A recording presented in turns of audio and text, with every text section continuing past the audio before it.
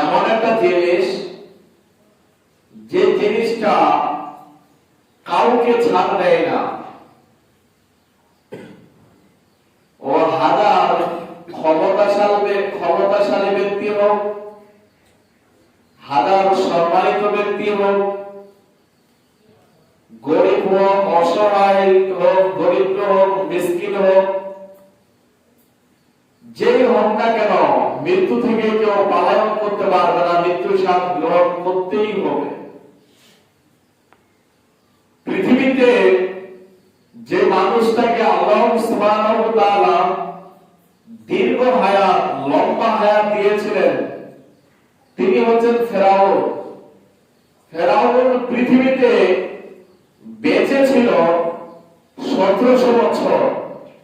এর চেয়ে দীর্ঘ হায়াতি মানুষ আল্লাহ তাআলা পৃথিবীতে পূর্বে কোনদিন পাঠাননি, বর্তমানও নয়, ভবিষ্যতেও আসবে না। এত দীর্ঘ হায়াতি মানুষ। আর পৃথিবীতে স্বৈরাচার, অত্যাচার, জুলুম যিনি মানুষকে বেশি করেছিলেন তিনি হচ্ছে ফেরাউন। কেননা ফেরাউনের চেয়ে যদি আরো পৃথিবীতে কোন জুলুমকারী, অত্যাচারী মূলক যদি শাসক আসতো তাহলে আল্লাহ তাআলা পৃথিবীকে প্রমাণের জন্য ক্ষমতা অবৈধভাবে পরিচালনা করলে কি হয় এর দৃষ্টান্ত ওই ব্যক্তিকে রাখতেন, ফেরাউনকে আল্লাহ তাআলা রাখতেন না। সুতরাং ফেরাউন মানুষের উপরে অন্যায়ভাবে অবিচার, অত্যাচার, জুলুম, স্বৈরাচার, নির্যাতন করেছিল। এর চেয়ে পৃথিবীতে কোন স্বৈরাচার শাসক আর পৃথিবীতে আসবে না। এরপরে ফেরাউন পৃথিবীতে ক্ষমতা পরিচালনা করেছিল 400 থেকে 700 বছর পৃথিবীতে ক্ষমতা পরিচালনা করেছিল। তো তিনাকেও মৃত্যুর স্বাদ গ্রহণ করতে হয়েছে।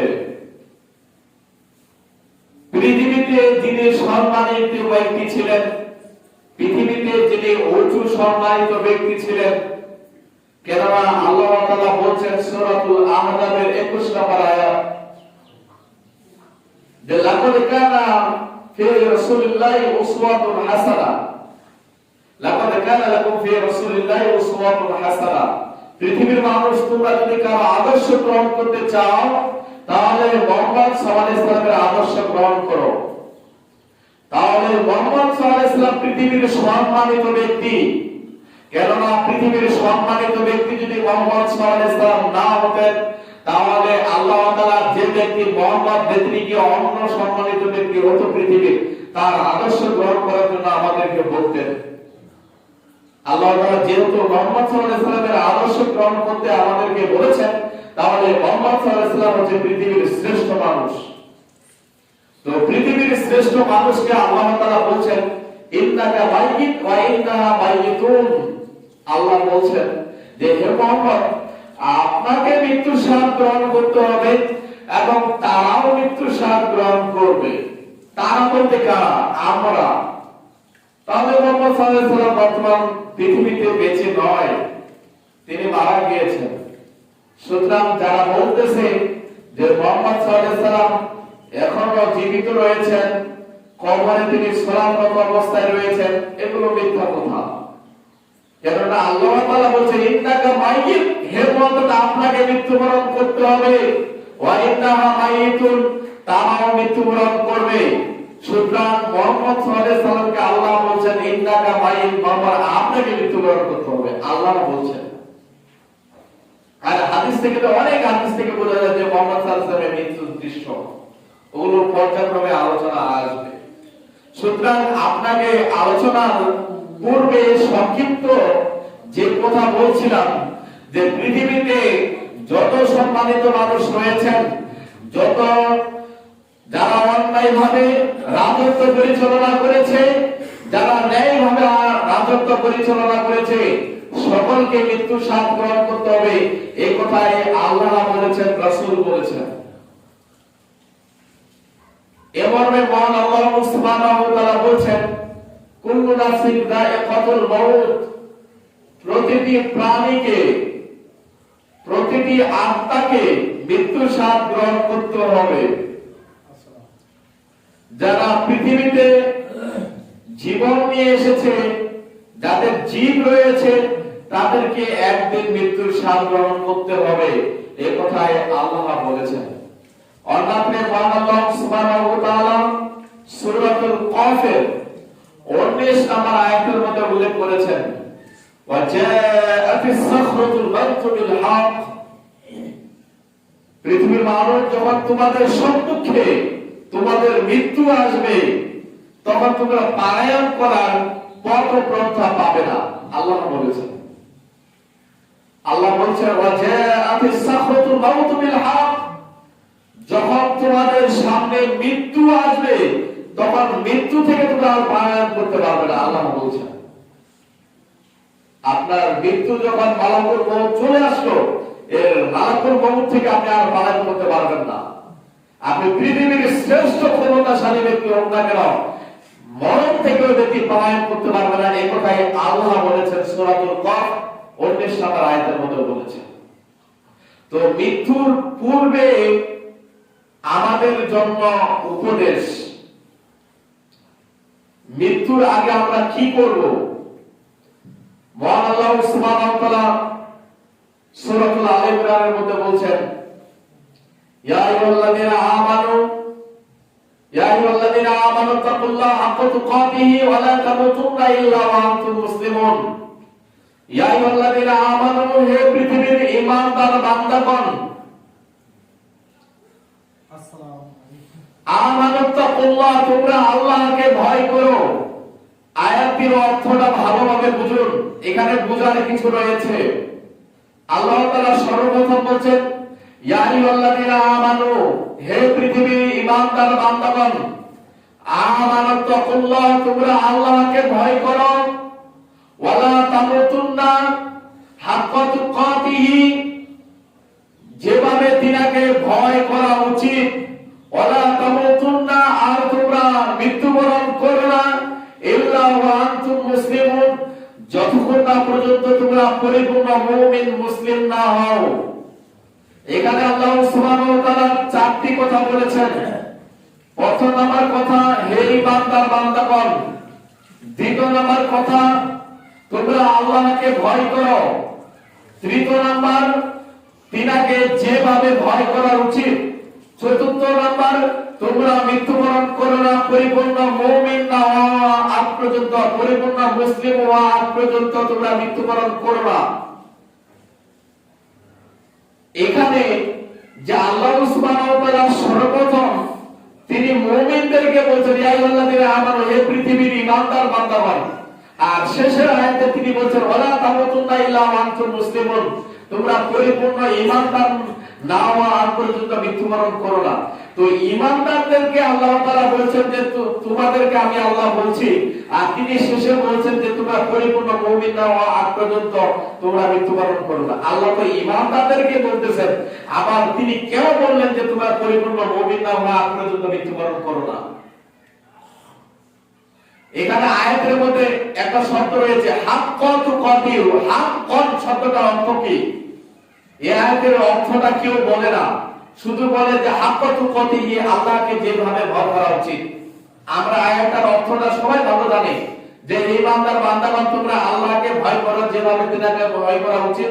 তোমরা মৃত্যুবরণ করো না যতক্ষণ না পর্যন্ত তোমরা পরিপূর্ণ মুমিন না হতে পারো। এই আয়াতের অর্থটা আমরা সবাই ভালো জানি।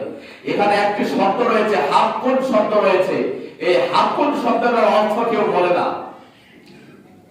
আপনি যদি কোরআন বুঝতে চান, তাহলে আপনাদেরকে সর্বপ্রথম হাদিস থেকে কোরআনের অর্থ নিতে হবে, তাহলে আপনি কোরআনের অর্থ বুঝতে পারবেন। তো হাক্কুন শব্দের অর্থ হচ্ছে সত্য।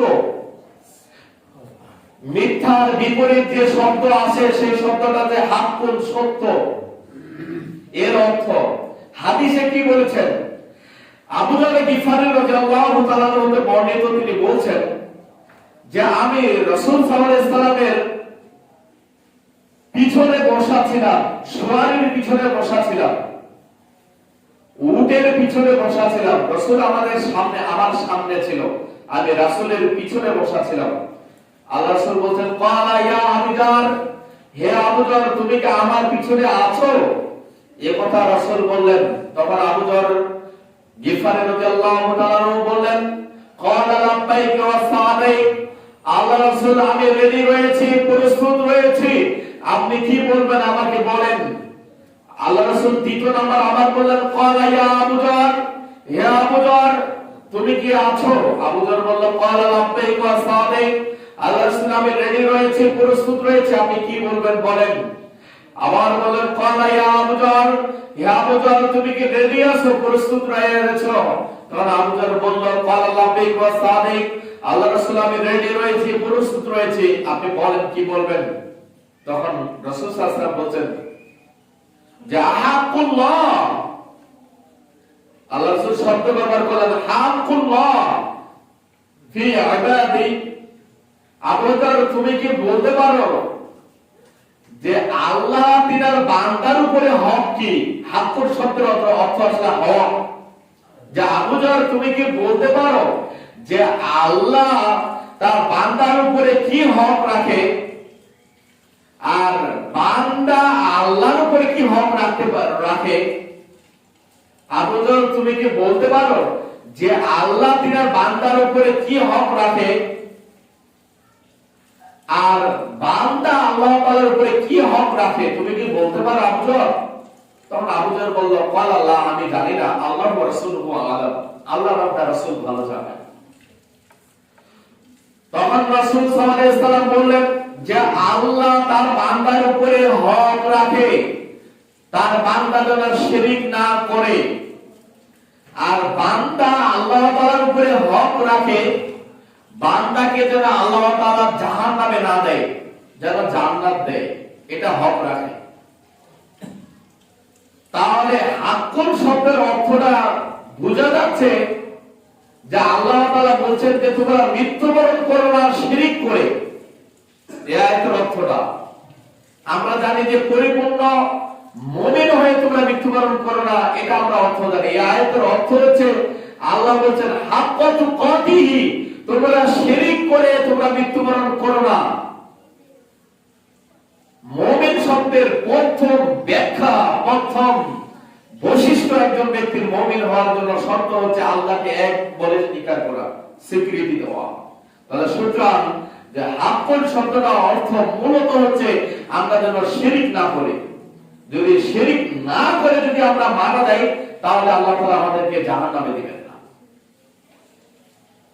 সে কারণে একটি হাদিস এসেছে, সহিহ বুখারীতে এসেছে যে জাবের রাদিয়াল্লাহু তাআলার মতে বর্ণিত, তিনি বলছেন যে রাসূল সাল্লাল্লাহু আলাইহি ওয়াসাল্লাম বলছেন, মান মাতা, মানুষ যখন মারা যায়, লা ইশরিক বিল্লাহ, সে যদি আল্লাহ তাআলার সাথে যারা পরিমাণ যদি শিরক না করে, দাখালাল জান্নাহ, ও ব্যক্তি জান্নাতে যাবে, বলেন সুবহানাল্লাহ। তাহলে মানুষ যখন মৃত্যুবরণ করে তখন যদি ওই ব্যক্তি শিরক না করে তাহলে ওই ব্যক্তি জান্নাতে চলে যাবে, এই কথা মুহাম্মদ সাল্লাল্লাহু আলাইহি ওয়াসাল্লাম বলেছেন। দ্বিতীয় নাম্বার তিনি বলছেন মান মাতা, মানুষ যখন মৃত্যুবরণ করে, ইশরিক বিল্লাহি শাইআন, ও যদি আল্লাহ তাআলার সাথে যারা পরিমাণ শিরক করে, দাখালান নার, ও ব্যক্তি জাহান্নামে প্রবেশ করবে। মানুষ, একজন মানুষ মৃত্যুবরণ করলো, ওই ব্যক্তি যারা পরিমাণ শিরক করে মৃত্যুবরণ করলো, দাখালান নার, ওই ব্যক্তি জাহান্নামে যাবে, জাহান্নামে যাবে, এই কথা মুহাম্মদ সাল্লাল্লাহু আলাইহি ওয়াসাল্লাম বলেছেন। জাহান্নাম থেকে পরিত্রাণ কোন ব্যক্তি দিতে পারে না, কেননা শিরক করা অবস্থায় কোন ব্যক্তি যদি মারা যায় আর রেহাই নেই, ওই ব্যক্তি জাহান্নামে যাবেই, এই কথাই মুহাম্মদ সাল্লাল্লাহু আলাইহি ওয়াসাল্লাম বলেছেন। সুতরাং তাহলে আয়াতের হাক্কুন শব্দটা আপনার অর্থ বোঝা গেল যে আমরা যদি শিরক না করি, যদি শিরক না করি তাহলে আমরা জান্নাতে যাব। আরেকটি হাদিস থেকে আমরা স্পষ্ট বুঝতে পারবো, জাবের রাদিয়াল্লাহু তাআলা হতে বর্ণিত, তিনি বলছেন যে আমি রাসূল সাল্লাল্লাহু আলাইহি ওয়াসাল্লামের নিকটে গেলাম, ফাইয়া আবিয়াদু, আমি রাসূলকে দেখলাম তিনি একটা সাদা কাপড় উপরে রেখে, তার সমস্ত শরীরের উপরে রেখে তিনি ঘুমন্ত অবস্থায় রয়েছেন। ফায়ারটি, আমি রাসূলের কাছ থেকে ফিরে চলে আসলাম। সুম্মা ফায়ারজি, আমি রাসূলের কাছে কিছুক্ষণ পর আবার গেলাম, দেখলাম ফাওয়া নাউমুন, তিনি ঘুম থেকে জাগ্রত অবস্থায়। জাবের বলছেন, হাদিসটি ভালোভাবে শুনুন, আলোচনার সব অংশ ভুলে যেতে পারেন, এই হাদিসটি খেয়াল রাখবেন। জাবের রাদিয়াল্লাহু তাআলা বলছেন, আমি রাসূল সাল্লাল্লাহু আলাইহি ওয়াসাল্লামের কাছে গেলাম, দেখলাম তিনি একটা সাদা কাপড় গায়ে দিয়ে ঘুমন্ত অবস্থায়।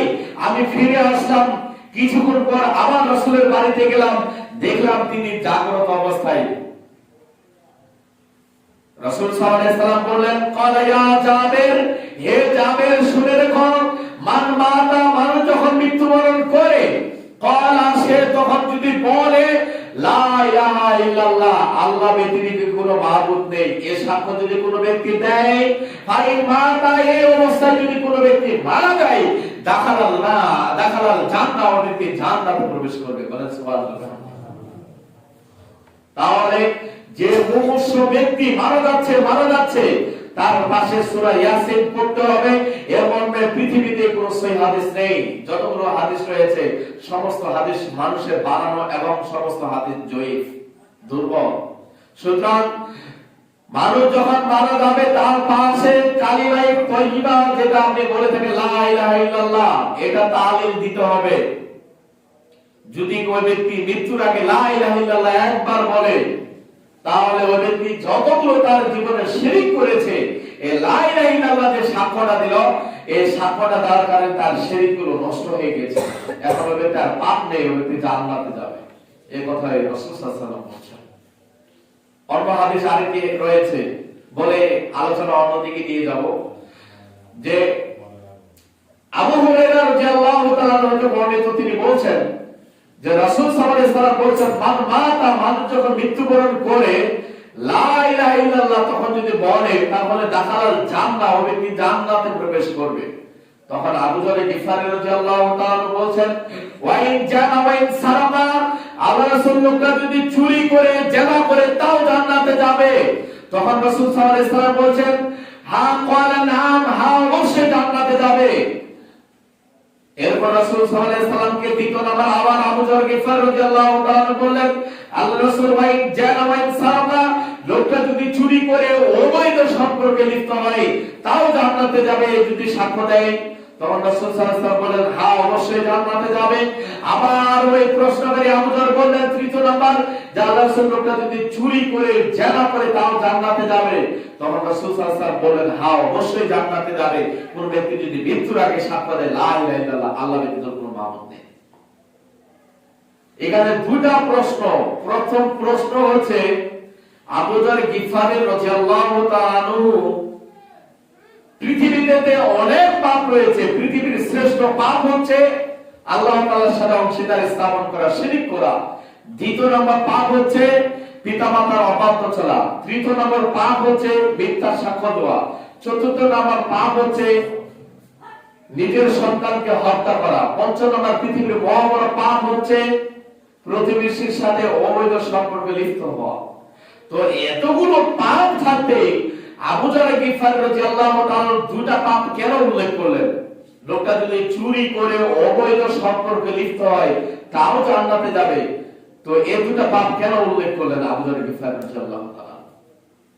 কারণ হচ্ছে পৃথিবীতে যতগুলো পাপ রয়েছে, এগুলো পাপ করলে মানুষ অত অপমানিত হয় না, দুটো পাপ করলে মানুষ যত বেশি অপমানিত হয়। কোন ব্যক্তি যদি চুরি করে, তাহলে ওই ব্যক্তি যদি ধরা করে কোন একটা জায়গায় বেঁধে রাখা হয়, পাড়ার সবাই নামধর করে যায় আসে সেই মারে, মানে এই চুরি ব্যক্তি তখন ভাবে, আল্লাহ আমি যদি এখন মারা যেতাম সেটা আমার ভালো হতো, এত অপমান লাঞ্ছিত করে পাপ। আর একটা হচ্ছে যারা অবৈধ সম্পর্ক লিপ্ত হয়েছে, কোন ব্যক্তি প্রকাশ পেয়েছে, তো এই ব্যক্তি এত অপমানিত, এত লাঞ্ছিত হয়, সেই কারণে আবু যর গিফারী রাদিয়াল্লাহু তাআলা দুটো পাপ উল্লেখ করেছেন। এই দুটো পাপ পৃথিবীতে মানুষকে অপমান লাঞ্ছিত করে থাকে। তাহলে প্রথম আমার শিক্ষা হচ্ছে, এই এত বড় যদি কোনো ব্যক্তি পাপ করে, এরপর মৃত্যুর আগে যদি সাক্ষ্য দেয় লা ইলাহা ইল্লাল্লাহ, আল্লাহ ব্যতীত কোনো মাবুদ নেই, তাহলে দাখালাল জান্নাহ, ব্যক্তি জান্নাতে প্রবেশ করবে। আর দ্বিতীয় নাম্বার শিক্ষা হচ্ছে মৃত্যুর পূর্বে সর্বদা মুমূর্ষ ব্যক্তির পাশে কোরআন তেলাওয়াত, মাদ্রাসার ছেলেদেরকে ভাড়া করে নিয়ে টাকা দিয়ে ভাড়া করে নিয়ে আসে পড়ার কোনো প্রয়োজন নেই। আপনি নিজে বলবেন সর্বদা লা ইলাহা ইল্লাল্লাহ, তালিম দেওয়া হবে, এটাই উত্তম। অতএব যে কথা বলছিলাম যে মৃত্যুর পূর্বে সর্বদা মুমূর্ষ ব্যক্তির পাশে থাকার চেষ্টা করবেন আর সর্বদা লা ইলাহা ইল্লাল্লাহ তালিম দেওয়াবেন। মৃত্যু থেকে আমরা মৃত্যুকে কাছে মনে করব, আমরা কতটা আমাদের শরীর থেকে মৃত্যু কাছে মনে করব। রাসূল সাল্লাল্লাহু আলাইহি ওয়াসাল্লাম একদা ওমর রাদিয়াল্লাহু তাআলা ওর দুটো বাহু ধরলেন, দুটো ঘাড় ধরলেন। রাসূল সাল্লাল্লাহু আলাইহি ওয়াসাল্লাম ওমর রাদিয়াল্লাহু তাআলা ওর দুটো ঘাড় ধরলেন, দুটো বাহু ধরলেন। ধরার পরে ওমর রাদিয়াল্লাহু তাআলাকে রাসূল সাল্লাল্লাহু আলাইহি ওয়াসাল্লাম প্রথম আমার উপদেশ দিলেন, ওমর তুমি পৃথিবীতে বসবাস করবে মুসাফিরের ন্যায়। রাসূল সাল্লাল্লাহু আলাইহি ওয়াসাল্লাম বলছেন পৃথিবীতে তুমি এই অবস্থান করবে মুসাফিরের ন্যায়। যেভাবে আপনারা ওয়াজ মাহফিল করেন, বক্তাকে ভাড়া করে নিয়ে আসেন, ওই বক্তা ধরলাম ঢাকা থেকে আপনাদের গ্রামে এসেছে, আপনাদের গ্রামে ওয়াজ করে ওই বক্তা চলে যাবে, কিন্তু সারা জীবন এক মাস এক বছর কিন্তু এখানে থাকবে না। ওই ওয়াজ করবে, টাকা পাবে, চলে যাবে, এই কাজ কর। সুতরাং তো তিনি হচ্ছেন মুসাফির ব্যক্তি। তিনি কিন্তু মুসাফির ব্যক্তি যদি আপনার দরবারে আসে, তিনি কিন্তু আপনার দরবারে আপনার 24 ঘন্টায় থাকবেন না, তিনার কাজ উনি চলে যাবে, শেষ। সুতরাং রাসূল সাল্লাল্লাহু আলাইহি ওয়াসাল্লাম বলেছেন ওমর তুমি পৃথিবীতে বসবাস করবে মুসাফির ব্যক্তির ন্যায়। যেভাবে মুসাফির ব্যক্তি তার প্রয়োজনে আসে, প্রয়োজন শেষ করলে তিনি চলে যায়, এভাবে তুমি পৃথিবীতে অবস্থান করবে মুসাফিরের ন্যায়। রাসূল সাল্লাল্লাহু আলাইহি ওয়াসাল্লাম প্রথম নাম্বার বলেছেন। দ্বিতীয় নাম্বার রাসূল সাল্লাল্লাহু আলাইহি ওয়াসাল্লাম বলেছেন তুমি পৃথিবীতে বসবাস করবে পথযাত্রীর ন্যায়। কেমন পথযাত্রী? এরপর রাসূল সাল্লাল্লাহু আলাইহি ওয়াসাল্লাম বলেছেন যে পথযাত্রী রাস্তায় অতিক্রম হচ্ছে, চলতেছে, ওই ব্যক্তি হঠাৎ একটা ছায়াদার বৃক্ষের নিচে কিছুটা বিশ্রাম নিল, বিশ্রাম নেওয়ার পরে ওই পথযাত্রী তার গন্তব্যের স্থানে আবার ছুটে চলে গেল। তো সুতরাং তুমি পৃথিবীতে অবস্থান করবে পথযাত্রীর ন্যায়। যেভাবে পথযাত্রী ব্যক্তি ছায়ার গাছের নিচে কিছুটা বিশ্রাম নিল, কিন্তু ওই ব্যক্তির মনের টার্গেট হচ্ছে আমি কখন আমার গন্তব্যের স্থানে পৌঁছাবো। এই হাদিস থেকে আপনি শেষের অংশ থেকে কি বুঝতে পারলেন? আমরা পৃথিবীতে অবস্থান করব ওই পথযাত্রীর ন্যায়। যে পথযাত্রী আপনার গাছের নিচে কিছুটা ছায়ার নিচে বিশ্রাম নিল, আবার তার গন্তব্যের স্থানে যাওয়ার জন্য আবার ছুটে চলে গেল, সেভাবে আমরা পৃথিবীতে অবস্থান করব পথযাত্রীর ন্যায়। কিছুটা পৃথিবীতে আমরা অবস্থান করব, কিন্তু আমার আসল গন্তব্য হচ্ছে পরকাল। এই কথাই মুহাম্মদ সাল্লাল্লাহু আলাইহি ওয়াসাল্লাম বলেন ওমর রাদিয়াল্লাহু তাআলা দুইটা ঘাড় ধরে। অন্যত্রে আবু যর রাদিয়াল্লাহু তাআলা হতে বর্ণিত, আবু যর গিফার রাদিয়াল্লাহু তাআলা হতে বর্ণিত, আবু হুরায়রা রাদিয়াল্লাহু তাআলা হতে বর্ণিত, তিনি বলেন যে রাসূল সাল্লাল্লাহু আলাইহি ওয়াসাল্লাম বলেন মানুষের লা ইয়াতাবান্নাউল মাউতা, মানুষের জীবনের স্বাদকে নষ্ট করে দেয়, মানুষের জীবনের লোভ লালসাকে নষ্ট করে দেয়, মানুষের জীবনের আশা আকাঙ্ক্ষাকে নষ্ট করে দেয়, মানুষের জীবনের নিয়তকে নষ্ট করে দেয়, সেটা হচ্ছে মৃত্যু। রাসূল সাল্লাল্লাহু আলাইহি ওয়াসাল্লাম বলেন আপনি 10 তলা বিল্ডিং দেওয়ার মনে নিয়ত করেছিলেন, আপনি একটা ফ্ল্যাট বাড়ি দেওয়ার মনে নিয়ত করেছিলেন, আপনি একটা জমি কেনার নিয়ত করেছিলেন, এই নিয়তকে নষ্ট করে দেয়, সেটা হচ্ছে মৃত্যু। কেননা আপনি একটা 10 তলা বিল্ডিং দিবেন, ভাবতেছেন যে 10 তলা বিল্ডিং দিব, কিন্তু আমাকে একদিন করতে হবে, এই টাকাটা অর্ধেক টাকাটা দান করে দিই, অর্ধেক টাকাটা কোনো মতো বাড়ি করে থাকি। এই রাসূল সাল্লাল্লাহু আলাইহি ওয়াসাল্লাম এই কথাই বলছেন মানুষের জীবনকে নষ্ট করে দেয় মৃত্যু, মানুষের জীবনের স্বাদকে নষ্ট করে দেয় মৃত্যু। সর্বদা মৃত্যুর চিন্তা ভাবনা রাখুন। পৃথিবীতে কোনো ওয়াজ নসিহতের প্রয়োজন নেই মানুষের ভালো হওয়ার জন্য, শুধু যদি মানুষ মৃত্যুর চিন্তা ভাবনা করে। আপনার জীবন পেয়েছেন 60 বছর, এই 60 বছরের মধ্যে আপনি 20 বছর ঘুমন্ত অবস্থায় কাটিয়ে দেন, বাকি সময়টা পান, আবার শৈশব কালে চলে যায় আপনার 15 বছর, এই কিছুটুকু সময় পান। এই সময়ের মধ্যে কত কিছু মানুষকে করতে হয়, কত কিছু, এই 60 বছর বাঁচার জন্য মানুষ কত কিছু করে সারা জীবন পরিশ্রম করে এই 60-50 বছর বাঁচার জন্য। কিন্তু পরকাল জীবনটা রাসূল সাল্লাল্লাহু আলাইহি ওয়াসাল্লাম দৃষ্টান্ত দিচ্ছেন, উদাহরণ দিচ্ছেন।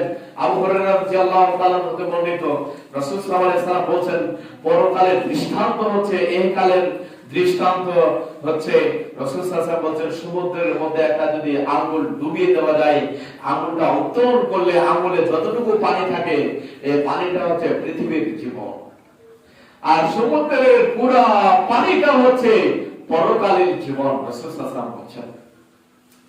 আবু যর গিফারী রাদিয়াল্লাহু তাআলার মধ্যে বর্ণিত, আমি একদা হঠাৎ রাতে গভীর রাতে উঠলাম।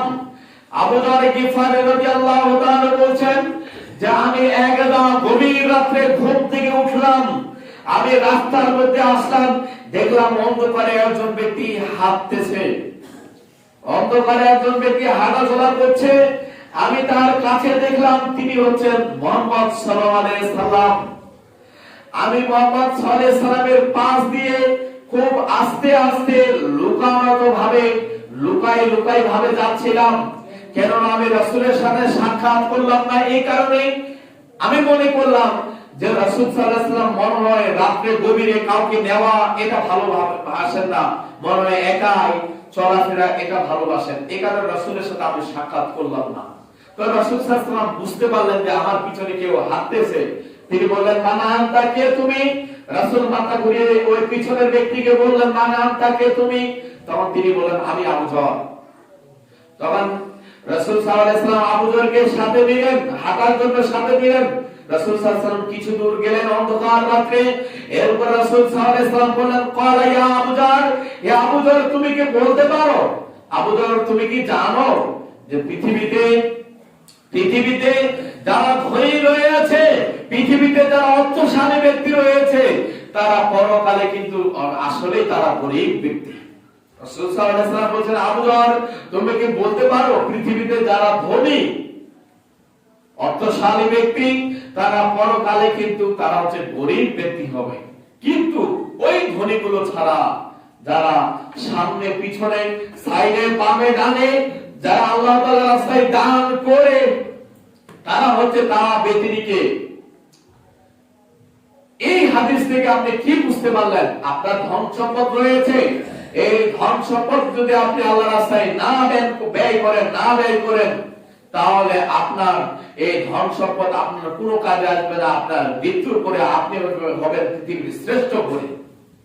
এই কথাই মুহাম্মদ সাল্লাল্লাহু আলাইহি সাল্লাম বলেছেন। সুতরাং পরকাল জীবনকে বেশি প্রাধান্য দেন এই কাল জীবনের চেয়ে, সুতরাং পরকালের জীবনকে বেশি প্রাধান্য দেন এই কাল জীবনের চেয়ে।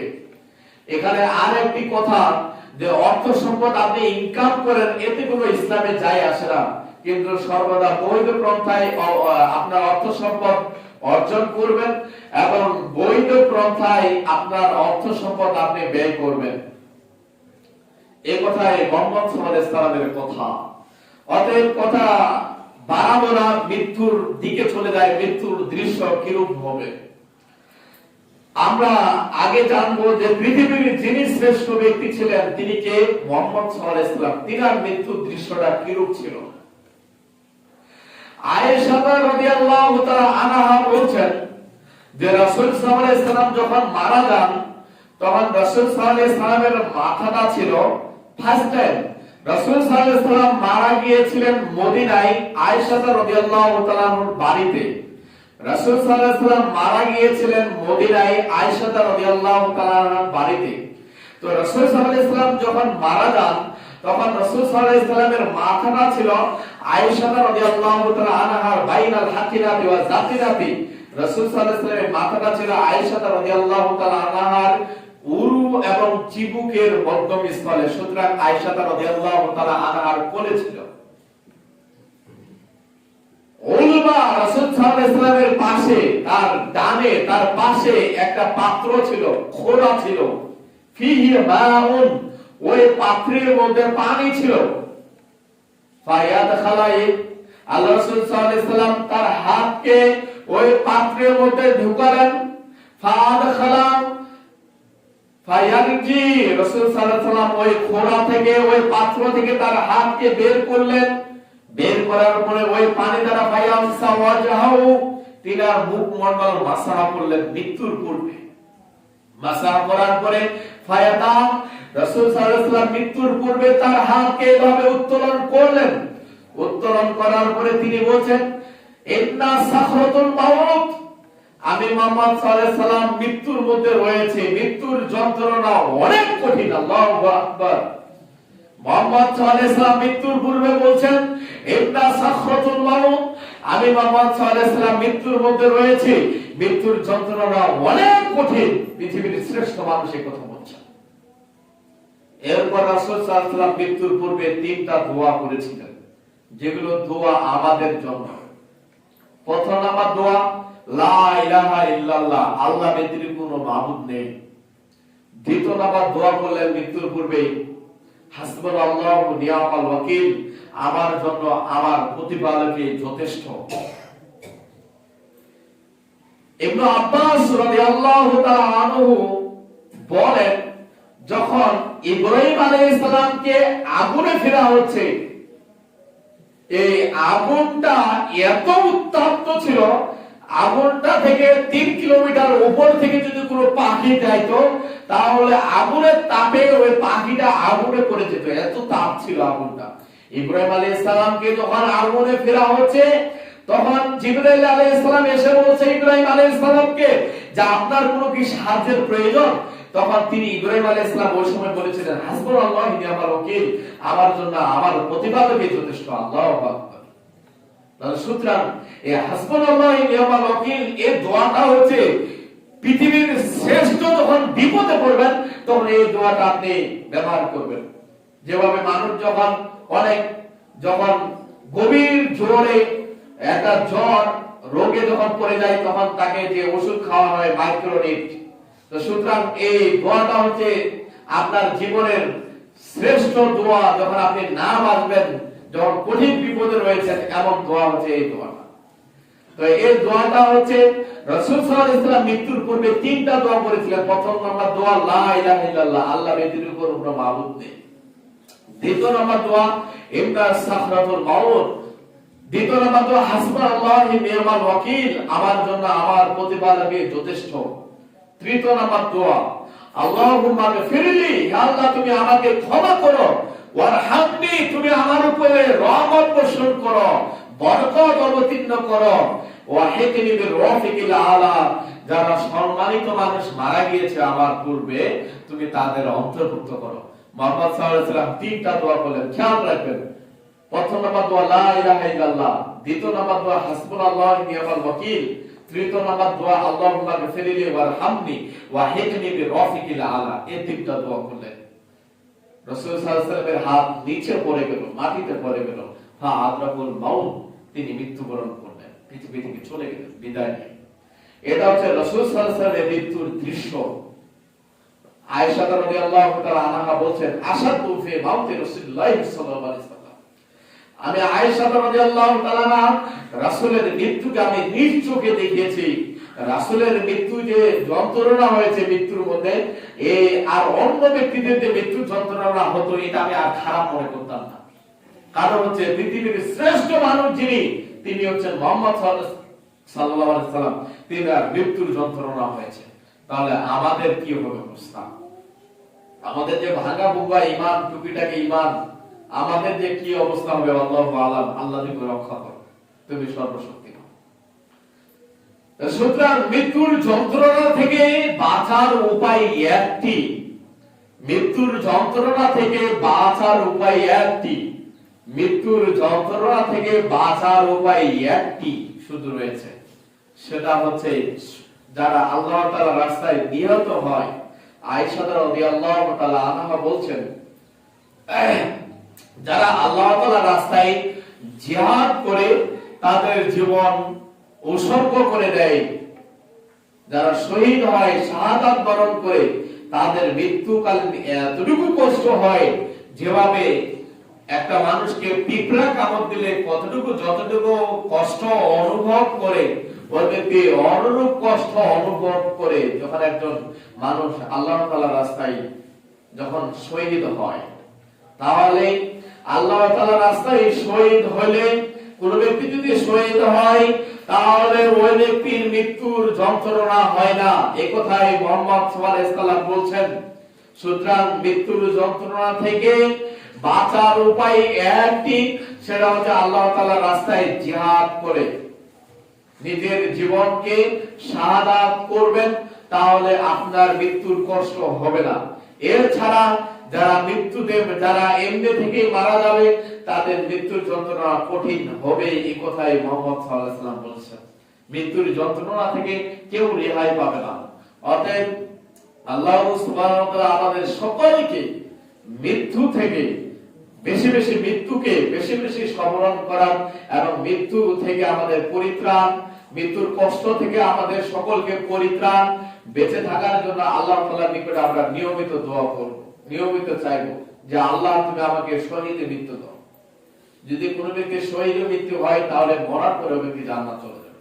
অতএব সবাই সংকীর্ণতার কারণে আজকে শুধুমাত্র মৃত্যু বিষয়ে বললাম। যদি সামনে জুম্মা আসি তাহলে ইনশাআল্লাহ কবর বিষয়ে আলোচনা করার চেষ্টা করব। অতএব আল্লাহ সুবহানাহু ওয়া তাআলা আমাদের সকলকে মৃত্যুকে বেশি বেশি স্মরণ করার তৌফিক দান করুন সবাই। আল্লাহুম্মা